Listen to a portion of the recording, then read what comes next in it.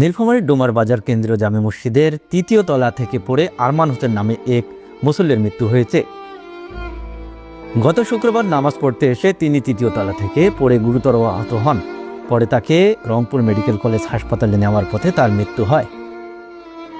মসজিদের তৃতীয় তলায় নেই কোনো নিরাপত্তা বেষ্টনী, অগোছালো বিদ্যুতের তার, সংস্কারের পর্যাপ্ত ফান্ড থাকতেও দীর্ঘদিন ধরে হচ্ছে না সংস্কার কাজ। এই ঘটনা ঘিরে স্থানীয়দের মধ্যে ক্ষোভ তৈরি হয়েছে। স্থানীয়দের অভিযোগ, মসজিদের তৃতীয় তলা দীর্ঘদিন থেকে কাজ না হওয়া এবং কোনো নিরাপত্তা ব্যবস্থা না থাকার ফলে এই দুর্ঘটনাটি ঘটেছে। দীর্ঘদিন ধরে অবকাঠামো উন্নয়নে গড়িমসি করছে মসজিদ কমিটি বলেও দাবি এলাকাবাসীর। আমাদের মসজিদের ফান্ডে যেটাই থাক না কেন, আমরা তো সাধারণ জনগণ প্রতিনিয়তই এই মসজিদে নামাজ পড়ি।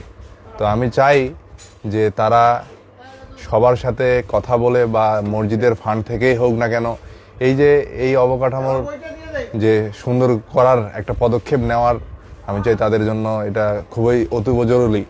আরেকটা বিষয় হচ্ছে যে একজন মানুষ তিনতলা থেকে পড়ে মারা গেছে, এই পর্যন্ত মসজিদে অ্যানাউন্সমেন্ট হয় নাই যে একজন মানুষ মসজিদ থেকে পড়ে এরকম একটা অবস্থা হয়ে গেছে। কোনো রকম কোনো বলা তো উচিত ছিল বা দোয়া তো অবশ্যই করা উচিত ছিল, এরকম কোনো পদক্ষেপ নেওয়া হয়নি। এটা আসলে আন্তরিকভাবে কি বলার মতো ভাষাই খুঁজে পাচ্ছি না। ও পড়ে যাওয়ার 5-7 মিনিট 10 মিনিট পরে আমরা বুঝতে পারছি যে ও পড়ে গেছে। মানুষ চিল্লাচিল্লি করলো, আমি যা দেখতেছি যে ও পড়ে আছে। পরে সোজা করার চেষ্টা করলাম, সোজা হচ্ছে না, খালি গড়গড় করতেছে আর চোখ কিন্তু উল্টায় গেছে। এই যে গত শুক্রবার জুমার নামাজের সময় একটা অপ্রীতিকর ঘটনা ঘটে ডোমার বাজার মসজিদে।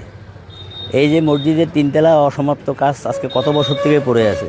মসজিদের নিচতলায় মার্কেট আছে, সেখান থেকে যে ভাড়াটা উঠে এই আয় ব্যয়ের হিসাব তো কেউ চায় না মসজিদ কমিটির কাছে। তারা তো ইচ্ছা করলেই দোতলার আংশিক কাজ যেগুলো অসমাপ্ত আছে এটা সমাপ্ত করে গ্রিল দিয়ে ফেলতে পারে।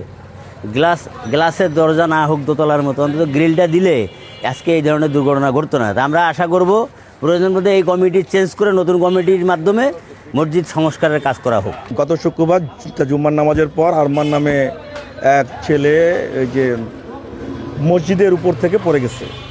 অরক্ষিত জায়গা, আমার মনে হয় যে তো এটা রক্ষণাবেক্ষণ করা দরকার, বিশেষ করে বিদ্যুতের তার এবং যদিও বর্তমানে যদি পাকা করতে না পারে বাঁশ দিয়ে তাকে বেঁধে রাখা উচিত, যাতে ছোট বাচ্চারা ওখানে পড়তে না পারে, কারণ ছোট বাচ্চারা হই হুল্লোড় করে, তারা দৌড়দৌড়ি করে। আরেকটি কথা, মারা যেতেই পারে যে কেউ পড়ে যেতে পারে। মসজিদ কমিটি অথবা মসজিদ কর্তৃপক্ষ উচিত ছিল সেই পরিবারের কাছে যে সহানুভূতি জানানো এবং তাদের সাথে বসে কথা বলা। এটা তারা করেনি, এই জন্য আসলে বিষয়টা খুবই আমাদের জন্য লজ্জাজনক। এ ঘটনায় নিহতের স্বজনরা এখনও কোনো আইনি ব্যবস্থা নেননি। তবে তাদের অভিযোগ, সময় মতো মসজিদ সংস্কার হলে এমন দুর্ঘটনা এড়ানো যেত।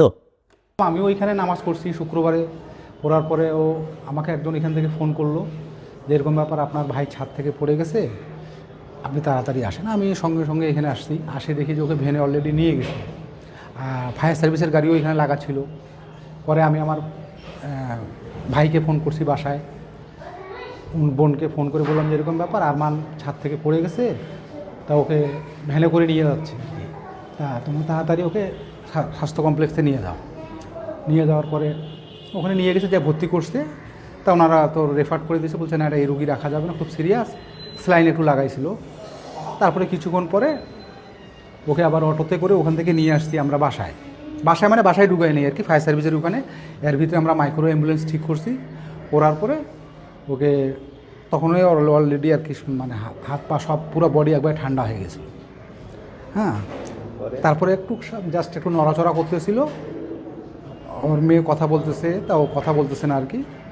তারপরে মাইক্রোতে উঠানোর পরে ওই যে নবাবগঞ্জ পার হওয়ার পরে তো নিঃশ্বাস নিচ্ছিল খুব বড় বড়, মানে কিছুক্ষণ পরেও আর কি মাইক্রোতে আর কি, তখন বাজে পুরো আপনার 5টা, বিকাল 5টার দিকে সে শেষ নিঃশ্বাস ত্যাগ করে।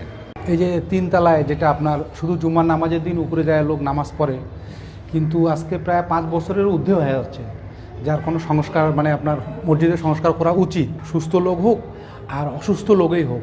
আজকে যদি ওটা পূর্ণাঙ্গ ওটা যদি থাকতো তাহলে সে ওখানে পড়তো না, বা যেটাই সুইসাইড হোক যেটাই হোক এটা হতো না, এই মসজিদে আজকে হতো না এটা। তা আমি চাই যে মসজিদের তিনতলাটা ওটা মানে সংস্কার করা উচিত। কিভাবে এই দুর্ঘটনা ঘটেছে তার দায়সারা জবাব দেন মসজিদ কমিটি।